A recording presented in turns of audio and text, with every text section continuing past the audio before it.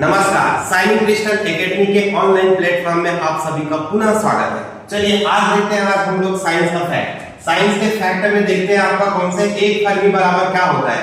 Question पूछेगा कि नाभिकों के साइज को किससे नापा जाता है। तो नाभिकों के साइज को हम फर्मी से नापते हैं और जहां एक फर्मी बराबर देखेंगे तो 10 का घात ऋण 15 मीटर होता है, जो कि दूरी की सबसे छोटी इकाई होती है। उसके बाद देखते हैं आपका कौन से वायुमंडलीय आर्द्रता। कहने का मतलब है कि हवा में पानी की मात्रा, इसको किससे नापेंगे? तो इसको हम नापते हैं किससे? हाइग्रोमीटर से। किससे नापेंगे? हाइग्रोमीटर से। तो ये होता है आपका हवा में जो है पानी की मात्रा को नापने का मापक, हाइग्रोमीटर। नेक्स्ट देखते हैं, जब आपका क्या होता है, हवा में पानी आता है, उसके बाद ये वर्षा के रूप में बरसता है, तो वर्षा होती है। और फिर वर्षा को किससे नापेंगे? तो वर्षा को नापा जाता है किससे? रेन गेज से। और इस प्रकार से जब वर्षा होती है तो वर्षा जो होता है वो द्रव का प्रवाह, मतलब पानी बरसेगा तो पानी जो है बहेगा, तो द्रव के प्रवाह को किससे नापेंगे? तो उसको नापते हैं हम किससे? वेंचुरी मीटर से। किससे नापेंगे? Venturi meter. इसके बाद देखते हैं आपका कौन से द्रव का प्रवाह होता है, तो ये जाएगा किसमें? नदी में, और नदी के माध्यम से होते हुए जाएगा किसमें? समुद्र में। तो नदी की गहराई और समुद्र की गहराई को किससे नापते हैं पूछेंगे तो बताएंगे किससे?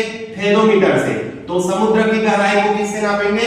फेदोमीटर से। इस प्रकार से क्या होती है? वर्षा होती है। तो वर्षा होने के साथ साथ बिजली की चमक भी हमको दिखाई देती है, और बिजली की चमक में बिजली हमको पहले दिखाई देती है, उसके बाद हमको जो उसका आवाज सुनाई देता है।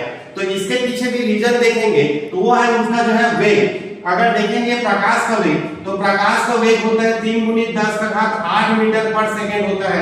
जबकि ध्वनि का वेग की बात करेंगे तो ये होता है कितना? 332 मीटर प्रति सेकेंड। जो कि अगर दोनों में कंपेयर करते हैं तो कंपेयर करने से समझ में आता है कि प्रकाश का वेग जो होता है वो बहुत ही ज्यादा होता है, और ध्वनि का वेग जो होता है वो प्रकाश के तुलना में बहुत ही कम होता है।